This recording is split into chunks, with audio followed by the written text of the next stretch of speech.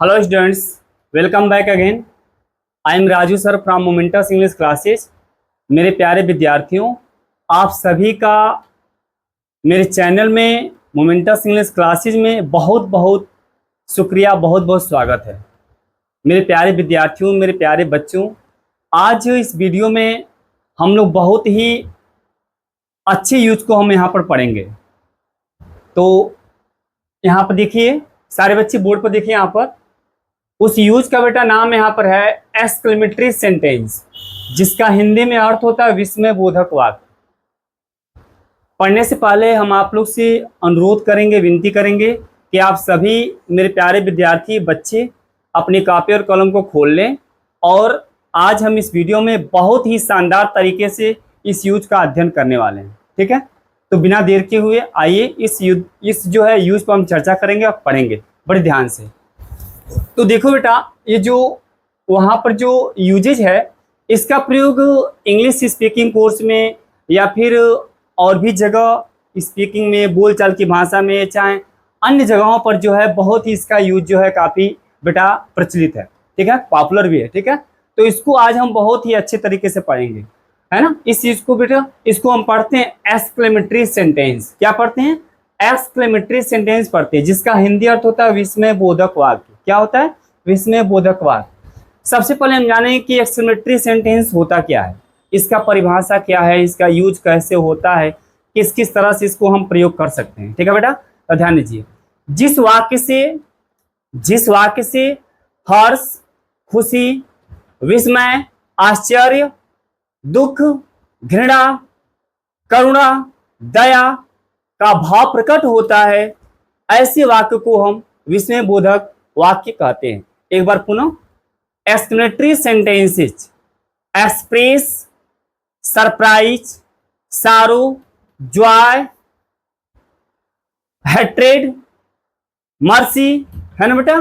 तो जिस वाक्य से या ऐसे वाक्य या ऐसे सेंटेंसेस जिनमें या जिनसे हर्ष, खुशी, आश्चर्य, विस्मय, दुख, घृणा, करुणा का भाव प्रकट हो, ऐसे वाक्य को बेटा हम विस्मय बोधक वाक्य कहते हैं, और इंग्लिश में क्या बोलते हैं? एक्सक्लेमेटरी सेंटेंस बोलते हैं। ये तो रहा डेफिनेशन हो गया। अब ध्यान दो बेटा, यहाँ पर देखिए एक्सक्लेमेटरी वाक्य। यहाँ देखिए जरा, हिंदी के माध्यम से दो चार हम समझते हैं। ताज कितना सुंदर है ना बेटा, ताज कितना सुंदर है। अब यहाँ देखिए वाक्य में, रात कितनी अंधेरी थी, तुम कितने मूर्ख हो, राजा कितना दयालु है, वह कितनी सुंदर लड़की है, कितने अच्छे मित्र हो तुम, यह कितनी भयानक जगह है।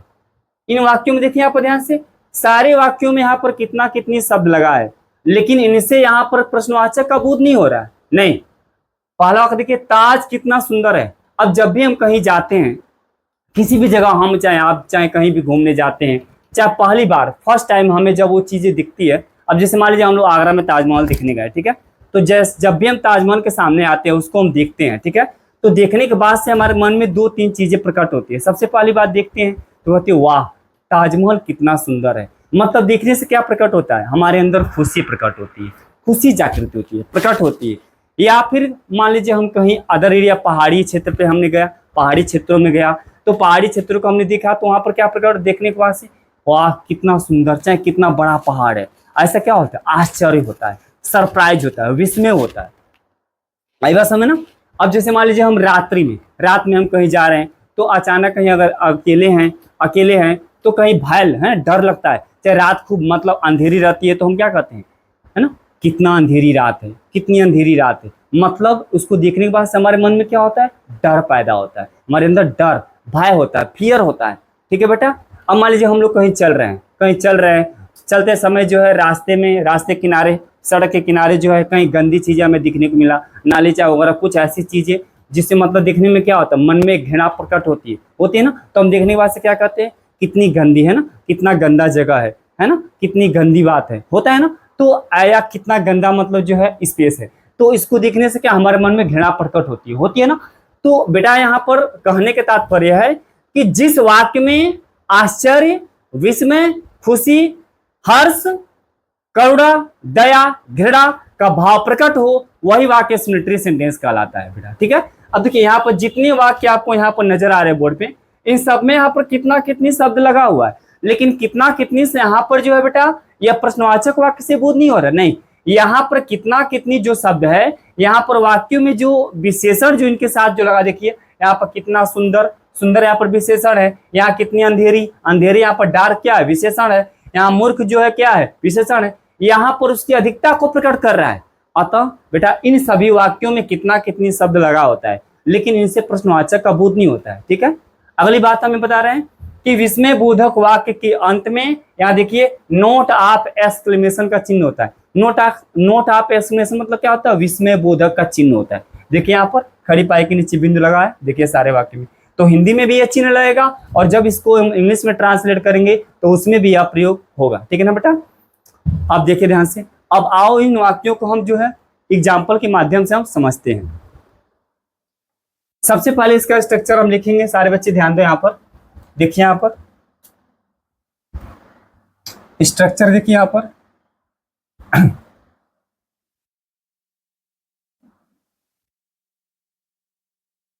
स्ट्रक्चर में यहाँ पर आप लिख सकते हो इसको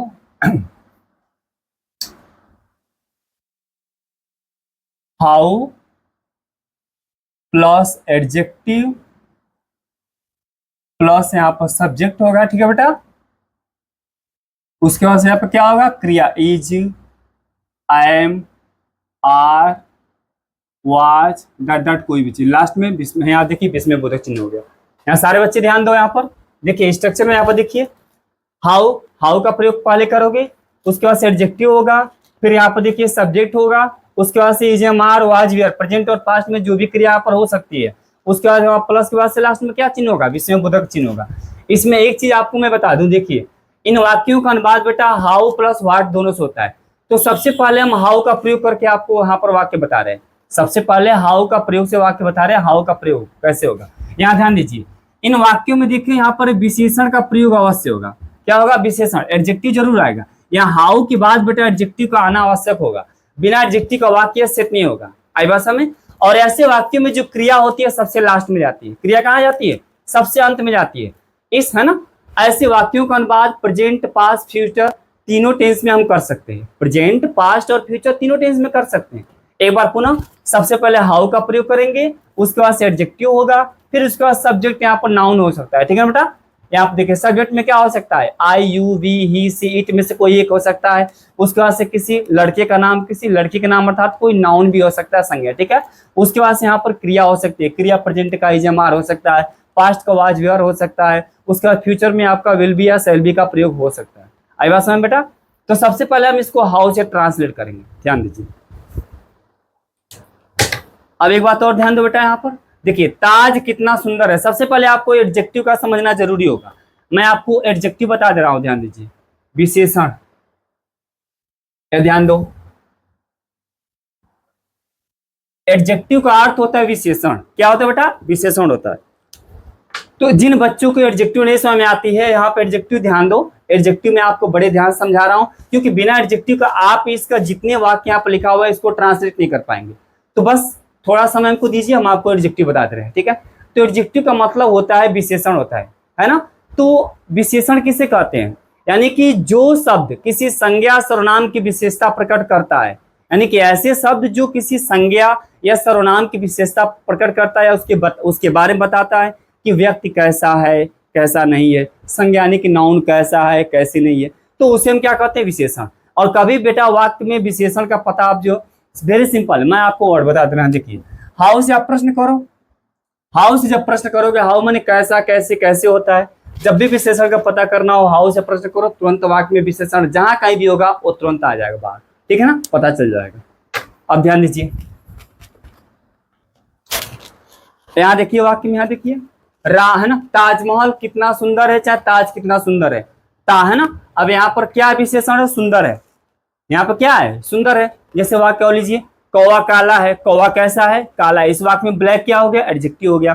ताजमहल सुंदर है, ताजमहल कैसा है, सुंदर है। तो इस वाक्य में ब्यूटीफुल क्या हो गया, सुंदर क्या हो गया, एडजेक्टिव हुआ कि नहीं हुआ। रात अंधेरी है, रात कैसी है, क्या है ना, तो क्या होगा, अंधेरा या अंधेरी हो गया, तो डार्क क्या है, विशेषण हो गया, है ना। लोमड़ी चतुर थी, लोमड़ी कैसी थी, चतुर, तो यहाँ पर क्लेवर क्या हो गया बेटा, एडजेक्टिव हो गया। ठीक है, तो मुझे उम्मीद है कि आप लोग को जो है ये एडजेक्टिव समझ में आ गया। आइए इसको हम ट्रांसलेट करते हैं किसके माध्यम से, इसको स्ट्रक्चर के माध्यम से। सारे बच्चे यहाँ ध्यान दो।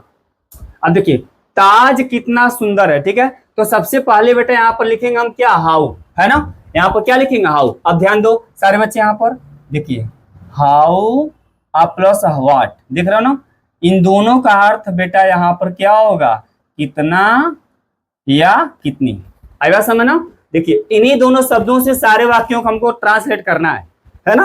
हाउ और व्हाट, इन्हीं दोनों शब्दों से हमें यहाँ पर वाक्यों क्या करना है, यहाँ पे इसका अनुवाद करना है ना, इंग्लिश से इन्हीं दोनों शब्दों शुरू करना है। अब देखिए इसका अनुवाद यहाँ पर कितना और कितनी होगा। इसका अर्थ ये मत करना हाउ माने कैसा कैसी, चाहे व्हाट माने कितना कितनी, यहाँ पर इसका अर्थ नहीं होगा। ठीक है, क्योंकि यहाँ पर यह अधिकता को प्रकट करता है। ठीक है ना, इसलिए इन दोनों का अर्थ कितना और कितनी होता है। इन्हीं दोनों शब्दों से हम इन वाक्यों का अनुवाद शुरू करेंगे।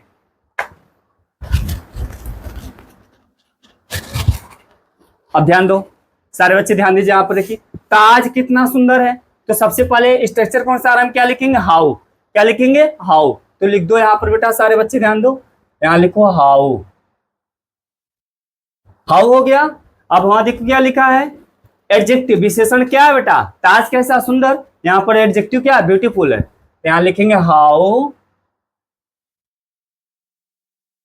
ब्यूटीफुल। ठीक है बेटा। अब उसमें देखिए यहाँ पर सब्जेक्ट किसके बारे में बात की जा रही है, किसके बारे में, ताजमहल के बारे में, अर्थात ताज के बारे में। तो यहाँ पर क्या सब्जेक्ट है, द ताज। ठीक है, हाउ ब्यूटीफुल द ताज, क्या होगा बेटा, ताज। ठीक है, हाउ ब्यूटीफुल द ताज, वह किस टेंस का, प्रेजेंट में जमा है, तो ताजमहल एक है यहाँ पर, है ना। यहाँ पर क्रिया क्या होगा, is. How beautiful the Taj is, देखिए बीच में बोधक चिन्ह। ठीक है, लास्ट में बीच में बोधक चिन्ह, है ना। How beautiful the Taj is. Next वाला देखिए, रात कितनी अंधेरी थी। सारे बच्चे ध्यान दो यहाँ पर, रात कितनी अंधेरी थी। ठीक है, तो क्या लिखेंगे हम, हाउ, पहले हाउ लिखेंगे, लिख दो यहाँ पर हाउ। सभी से ध्यान दो यहाँ पर हाउ। ठीक है बेटा, और यहाँ पर डार्क क्या है, एडजेक्टिव है, तो लिखेंगे हम हाउ डार्क। सब्जेक्ट क्या है बेटा, यहाँ पर जो सब्जेक्ट क्या है, रात, हाउ डार्क द नाइट साइक्रिया। पास्ट में बेटा वाज हो जाएगा। ठीक है, यहाँ देखिए कंप्लीट वाक्य देखिए ध्यान से, how dark the night was. Hindi देखो, रात कितनी अंधेरी थी, how dark the night was. Next देखो, तुम कितने मूर्ख हो। ठीक है, यहाँ देखिए यह हाउ से प्रश्न करो, यहाँ पर बोलो हाउ। ठीक है बेटा, और मूर्ख क्या होगा, फुलिश,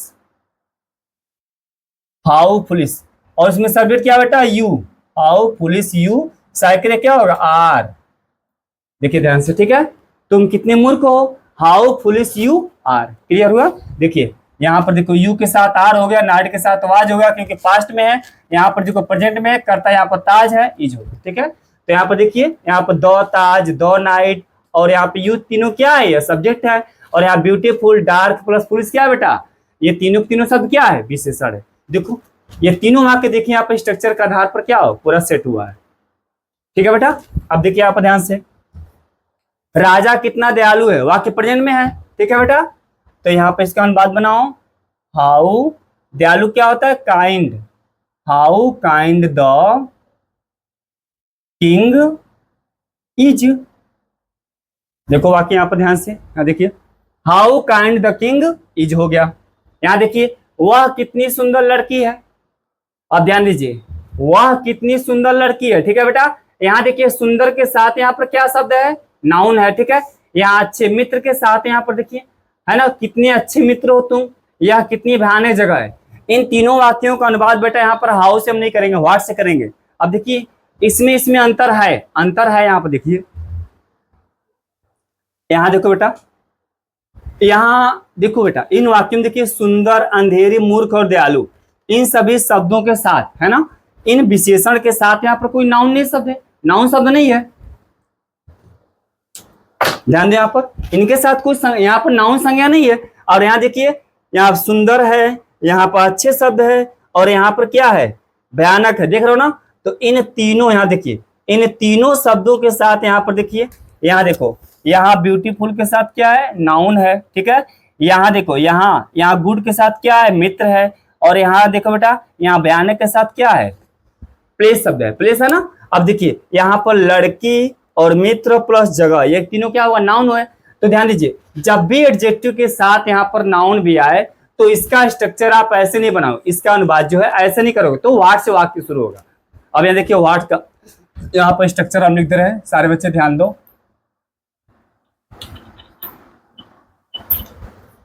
देखिए इसका स्ट्रक्चर आपका ऐसे हो जाएगा, व्हाट प्लस ए या एन, है ना बेटा, व्हाट ए या एन हो गया, उसके बाद से क्या होगा, एडजेक्टिव हो जाएगा, उसके बाद से यहाँ पर क्या होगा, नाउन, ठीक है बेटा, उसके बाद से यहाँ पे क्या होगा, सब्जेक्ट, यहाँ पे क्रिया रख दो, ठीक है, और लास्ट में क्वेश्चन, सॉरी यहाँ पर बीच में बोधक चिन्ह। देखिए ये व्हाट का देखिए स्ट्रक्चर है ना, व्हाट हो गया, व्हाट से शुरू करें तो सबसे पहले व्हाट लिखेंगे, उसके बाद से ए और एन का यहाँ प्रयोग करना, क्योंकि इसमें नाउन आएगा विशेषण के साथ, ठीक है, यहाँ पर उसके बाद से एडजेक्टिव तीसरा स्थान पर आएगा, उसके बाद से यहाँ पर नाउन आएगा। अब यहाँ पर देखिए आएगा, यहाँ पर सब्जेक्ट आ जाएगा, 1 2 3 4 5वें नंबर पे यहाँ पर क्या होगा, सब्जेक्ट होगा। उसके बाद से यहाँ पर सहायक क्रिया का प्रयोग करना, सब्जेक्ट कौन सा है, अगर प्रेजेंट में होगा तो इजेमार का प्रयोग होगा, पास्ट में होगा तो यहाँ पर वाज वर का प्रयोग होगा, अगर फ्यूचर में होगा तो विल बी और शैल बी में से कोई एक होगा, और लास्ट में विषय बोधक का चिन्ह, है ना, ठीक है। अब देखिए यहाँ पर सारे बच्चे वाक्य, वह कितनी सुंदर लड़की है ना बेटा। अब देखिए इसको वाट से शुरू करो, सारे बच्चे ध्यान दो, यहाँ देखिए यह वाक्य बनेगा आपका व्हाट, ठीक है। अब ध्यान दो यहाँ पर देखिए, यहाँ पर ए और आर्टिकल और ए और एन में क्या करोगे, यहाँ पर देखिए सुंदर, सुंदर, तो यहाँ पर सुंदर का ब्यूटीफुल होगा, तो ब्यूटीफुल का बी क्या है, आपका व्यंजन है ना, तो यहाँ पर हिंदी उच्चारण भी वो आ रहा है, ठीक है ना, तो यहाँ पर क्या होगा, ए का प्रयोग होगा, व्हाट ए, और एडजेक्टिव क्या है, ब्यूटीफुल, व्हाट ए ब्यूटीफुल, सारे बच्चे ध्यान दो, है ना, व्हाट ए ब्यूटीफुल। इसके बाद से नाउन क्या है, गर्ल है, व्हाट ए ब्यूटीफुल गर्ल। अब देखिए यहाँ पर इसमें करता क्या है बेटा, यहाँ देखिए इसमें करता वह है ना, वह है, ठीक है, तो वह का अनुवाद क्या होगा, सी होगा, व्हाट ए ब्यूटीफुल गर्ल सी, और यहाँ पर हाई का अनुवाद क्या होगा, इज हो जाएगा। अब देखो कंप्लीट सेंटेंस देखो यहाँ पर, what a beautiful girl she is. अब देखो इस वाक्य को यहाँ पे स्ट्रक्चर से मिला हुआ, सारे बच्चे ध्यान दो, चलो यहाँ पे स्ट्रक्चर से देखो, यहाँ पर ध्यान से, व्हाट हो गया पहले नंबर पर, ठीक है, उसके बाद से आर्टिकल ए और एन में से क्या होगा, ए हो गया, क्योंकि यहाँ पर देखिए ब्यूटीफुल के अनुसार यहाँ पर लगा है, ठीक है ना, पहला अक्षर व्यंजन है ना, इसलिए यहाँ पर ए आया, ठीक है, तो व्हाट ए ब्यूटीफुल हो गया। उसके बाद से यहाँ पर देखो एडजेक्टिव, एडजेक्टिव हो गया, नाउन हो गया, यहाँ पर गर्ल हो गया, व्हाट ए ब्यूटीफुल गर्ल, उसके बाद सब्जेक्ट इसमें क्या है, वह, तो वह का अनुवाद क्या हो गया, सी हो गया, और वह के प्रोजेक्ट में है तो कर्ता के अनुसार इज होगा, ठीक है। कंप्लीट सेंटेंस हो गया, what a beautiful girl she is, ठीक है बेटा। यहाँ देखिए कितने अच्छे मित्र हो तुम, इसको आप दूसरे तरह से कह लो, तुम कितने अच्छे मित्र हो, यहाँ पर तुम यहाँ रख दो, दोनों सही है। आप ऐसे कह सकते हो कितने अच्छे मित्र हो तुम, कितने अच्छे मित्र हो आप, चाहे आप कितने अच्छे मित्र हो, चाहे तुम कितने अच्छे मित्र हो, है ना, इस तरह से आप बोल सकते हो, ठीक है। अब इसको अनुवाद इसका करिए, लिखेंगे हम क्या, व्हाट ए क्या होगा, गुड फ्रेंड, ठीक है बेटा, व्हाट ए गुड फ्रेंड, यहाँ पर तुम का क्या होगा, यू हो जाएगा, what a good friend you, cycle क्या हो जाएगा, आर। चलो इसको ध्यान दो, व्हाट हो गया। अब यहाँ देखिए ए का प्रयोग हो गया, क्योंकि यहाँ पर, यहाँ देखिए यहाँ पर अच्छे क्या है, एडजेक्टिव है, तो यहाँ पर व्हाट ए गुड फ्रेंड हो गया, नाउन यहाँ पर देखिए क्या है, मित्र, ठीक है, तो what a good friend, subject इसमें क्या है, यू तुम है, यहाँ पे यू हो गया, साइकिल क्या हो गया, आर, तो कंप्लीट हो गया, what a good friend you are. नीचे देखो यह कितनी भयानक जगह है, ठीक है बेटा। अब देखिए इसको अनुवाद बनाओ, यहाँ पर, यहाँ देखिए यहाँ पर जो यह बेटा है ना, यह जो शब्द यहाँ पे है वह इस प्लेस को यहाँ पर क्या इंडिकेट कर रहा है, तो यहाँ पर करता बेटा दिस, चाहे ही चाहे सी का प्रयोग नहीं होगा, इट का प्रयोग होगा, ठीक है, निर्जीव वस्तु के लिए। इसका अनुवाद हम करेंगे व्हाट, है ना, ए, और बेटा भयानक का क्या होगा, हॉरिबल होगा, what A horrible, what A horrible, और जगह क्या होगा, place, what A horrible place it is. सारे बच्चे ध्यान दो, व्हाट हो गया, ए हो गया, और भयानक क्या हो गया, हॉरिबल, तो यहाँ पर देखिए हॉरिबल, एच हॉर है मतलब उच्चारण है प्रोनाउंसिएशन में, तो ए का प्रयोग हो गया, व्हाट ए हॉरिबल, और जगह चाहे स्थान क्या होगा, प्लेस होगा, what A horrible place it is. Concept clear है। यहाँ पर देखिए, यहाँ पर यह का अनुवाद क्या होगा, इट का प्रयोग होगा, ठीक है। ये कॉन्सेप्ट यहाँ पे इट सब्जेक्ट हो गया, ठीक है। यहाँ देखो सारे बच्चे, मेरी बच्ची कितनी तेज दौड़ती है। यहाँ देखो कोयल कितनी मधुर गाती है। इन दोनों वाक्यों को बड़े ध्यान से देखिएगा सारे बच्चे, ध्यान दें। यहाँ पर अभी तक जितना हमने यहाँ पर अनुवाद किया है, यहाँ पर जितना हमने इंग्लिश अनुवाद किया है, ये सभी के सभी वाक्य बेटा यूज में है, ठीक है। तो एक बात याद रखना कि बेटा इसका प्रयोग जो है एक्सप्लेनेटरी, जो प्रयोग है एक्सप्लेनेटरी का, इसका प्रयोग आप यूज में प्लस आप टेंस में दोनों में कर सकते हो। टेंस में भी हो सकता है, जैसे प्रेजेंट इंफिनिट हो सकता है, पास्ट इंफिनिट हो सकता है, फ्यूचर इंफिनिट हो सकता है। चाहे आप जो है प्रेजेंट का कंटिन्यूअस, पास्ट का कंटिन्यूअस भी कर सकते हो, ठीक है बेटा। तो टेंस में भी इसका प्रयोग एक्सप्लेनेटरी का हम कर सकते हैं। अब देखिए यहाँ पर, मेरी बच्ची कितनी तेज दौड़ती है। यहाँ पर देखिए ता है ती है बराबर प्रेजेंट इंफिनिट हो गया। कोयल कितनी मधुर गाती है, ता है ती है बराबर प्रेजेंट, है ना। ये दोनों वाक्य टेंस में है। कौन सा टेंस है, प्रेजेंट इंडेफिनिट टेंस है, ठीक है बेटा। अब देखिए इसको ट्रांसलेट करिए, तो मेरी बच्ची कितनी तेज दौड़ती है, यहाँ इसका अनुवाद होगा हाउ फास्ट, हो गया बेटा ना। हाउ फास्ट करता क्या है, मेरी बच्ची, तो क्या हो जाएगा माई बेबी, ठीक है बेटा। यहाँ ध्यान दो, हाउ फास्ट माई बेबी हो गया, ठीक है। और दौड़ना क्रिया क्या होता है, रन होता है। और रन में यहाँ पे क्या, यस का प्रयोग, क्योंकि यहाँ पे सब्जेक्ट एक वचन है। How fast my baby runs. देखिए इसके है ना बेटा, स्ट्रक्चर इसी पर है। हाउ वाला भी इसके पहले स्ट्रक्चर हाउ लिखवा है, उसी पर है। बस अंतर यहीं पर है कि यहाँ पे इज मार वाजियर के जगह पर क्या होगा, क्रिया रन्स हो गया। इसलिए हुआ क्योंकि वाक्य प्रेजेंट इंडेफिनिट टेंस का है, इसलिए उसी के यहाँ पर क्रिया प्रयोग हुआ, ठीक है बेटा। नेक्स्ट देखिए आपको, कोयल कितनी मधुर गाती है, ठीक है। यह भी वाक्य प्रेजेंट का इंडेफिनिट है। इसका अनुवाद होगा हाउ, यहां स्वीटली लिख दो, हाउ स्वीटली द कुक्कू, ठीक है बेटा। देखिए ध्यान से, हाउ स्वीटली द कुक्कू, है ना। यहाँ पर देखिए क्रिया क्या है, गाना, तो सिंग लिख दो यहाँ पर, और सिंग में क्या जोड़ दो, यस, ठीक है। ये देखिए वाक्य हो गया हाउ स्वीटली द कुक्कू सिंग, है ना। स्वीटली मतलब मधुर, मीठी रूप में, ठीक है। इसको देखिए यहाँ पर, कितनी दुख की बात है। इन सारे वाक्यों को देखिए यहाँ पर, कितनी दुख की बात है, कितनी गंदी बात है, कितने कंजूस हो, कितना सुंदर फूल है। इन सभी वाक्यों में देखिए ध्यान से, इसमें कोई सब्जेक्ट नजर आ रहा है, नहीं, कोई सब्जेक्ट नहीं है। इन वाक्यों में कोई सब्जेक्ट है ही नहीं है, नहीं है। तो एक्सप्लेनेटरी सेंटेंस में बहुत से ऐसे सेंटेंस आते हैं जिसमें हिंदी में सब्जेक्ट होता नहीं है। तो इसको इंग्लिश कैसे बनाएंगे, अब इसका इंग्लिश में बात कैसे करेंगे हम, अब मैं आपको बता रहा हूं, बड़े ध्यान से सुनना बेटा, बड़े ध्यान से। अब देखिए, तो एक्सप्लेनेटरी वाक्य कुछ ऐसे होते हैं जहां पर सब्जेक्ट, जिन कुछ वाक्यों में सब्जेक्ट नहीं पाया जाता है, तो ऐसे वाक्यों का अनुवाद हम हाउ और व्हाट से ही करेंगे। अंतर इतना ही है कि जब इसमें सब्जेक्ट नहीं होता है तो वहां पर क्रिया इज, आर, वाज, वर, चाहे विल बी, शैल बी का प्रयोग नहीं करोगे, ठीक है बेटा। एक बात पुनः एक बार और हम आपको बता रहे हैं कि कुछ वाक्य एक्सप्लेनेटरी में ऐसे होते हैं जिनमें सब्जेक्ट क्या होता है, ओमिशन लोप होता है, सब्जेक्ट होता नहीं है। तो इन वाक्यों को जब अनुवाद करेंगे हम हाउ चाहे व्हाट से, तो यहाँ पर अनुवाद करते समय क्या करेंगे हम, इनके बाद क्रिया का प्रयोग नहीं करेंगे, अर्थात इज, आर, वाज, वर या विल बी, शैल बी का प्रयोग नहीं करेंगे, ठीक है बेटा। अब ध्यान दीजिए, कितनी दुख की बात है, इसमें किसी व्यक्ति का नाम लिया गया नहीं, इसमें करता है ही नहीं।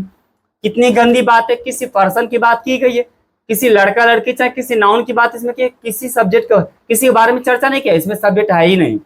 कितने कंजूस हो, किसी को बोला जा रहा है यहाँ पर, नहीं, यहाँ पर सब्जेक्ट क्या है, लुप्त है, लूप, ओमिशन है, इसमें सब्जेक्ट है ही नहीं है।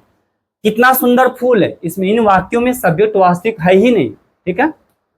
अब देखिए इसका अनुवाद ऐसे ही बनेगा वाक्य, ठीक है। तो कितनी दुख की बात है, इसका अनुवाद यहाँ पर देखिए हो जाएगा हाउ सैड, जिसमें बोधक, बस खत्म। कितनी दुख की बात है, ठीक है, हाउ सैड, बस हो गया, कंप्लीट वाक्य है। कितनी गंदी बात है, ठीक है बेटा, इसका अनुवाद होगा हाउ डर्टी, जिसमें बोधक का चिन्ह हो गया, ठीक है, हाउ डर्टी हो गया। यहां देखिए नीचे, कितने कंजूस हो, अब देखिए यहां पर इसको अनुवाद बने हाउ माइजर लिख सकते हो, चाहे वाटेमाइजर लिख सकते हो, ठीक है। हाउ माइजर, ठीक है बेटा। यहां देखिए कितना सुंदर फूल है। यहां पर देखिए एडजेक्टिव के साथ यहां पर नाउन है ना, तो जब भी एडजेक्टिव के साथ नाउन का प्रयोग हो सीधे वाट का प्रयोग करो। एडजेक्टिव के साथ जब नाउन हो तो वाट का प्रयोग करो, और जब एडजेक्टिव के साथ कोई नाउन का प्रयोग नहीं तो सीधे हाउ का प्रयोग कर दो। अब यहाँ देखो, यहाँ पर देखो, यहाँ हाउ के साथ सैड हो गया, यहाँ पर इसके साथ कोई नाउन है नहीं है, यहाँ मतलब दुख के साथ कोई नाउन नहीं है, यहाँ पर देखो गंदी बात, इसके साथ कोई संज्ञा नहीं है, अतः यहाँ पर हाउ का प्रयोग हमने किया। यहाँ कंजूस के साथ कोई नाउन है ही नहीं, हाउ का प्रयोग किया। लेकिन यहाँ देखो सुंदर के साथ यहाँ पर फूल फ्लावर क्या है, नाउन है, संज्ञा है, इसलिए आप व्हाट का प्रयोग करेंगे और ए और एन का भी साथ में प्रयोग करेंगे। तो इसका अनुपात बनेगा व्हाट ए सुंदर फूल, यहां पर लिख दो, व्हाट ए लवली फ्लावर लिख दो, चाहे ब्यूटीफुल, व्हाट ए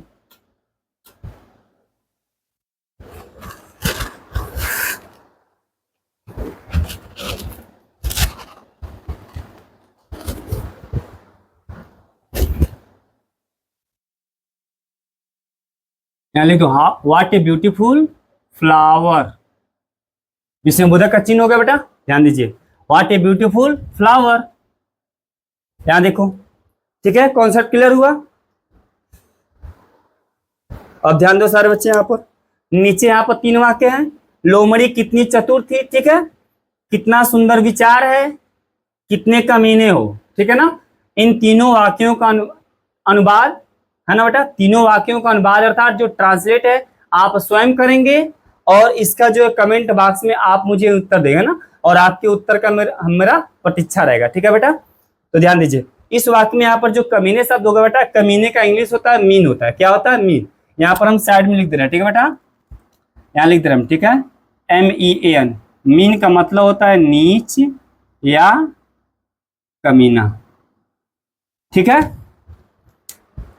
तो मेरे प्यारे विद्यार्थियों, मेरे प्यारे बच्चों, मुझे उम्मीद है कि आज इस वीडियो में जो हमने एक्सप्लेनेटरी सेंटेंस पढ़ा है विषय बोधक वाक्य को बहुत ही अच्छी तरह से मैंने आपको समझाया, जितने इसमें रूल्स है, जितने तरीके मैंने आपको बताया, तो मुझे उम्मीद है, मुझे विश्वास है कि आप सभी को यह जो यूज आज का जो एक्सप्लेनेटरी वाक्य है बहुत ही अच्छी तरीके से आपको समझ में आएगा।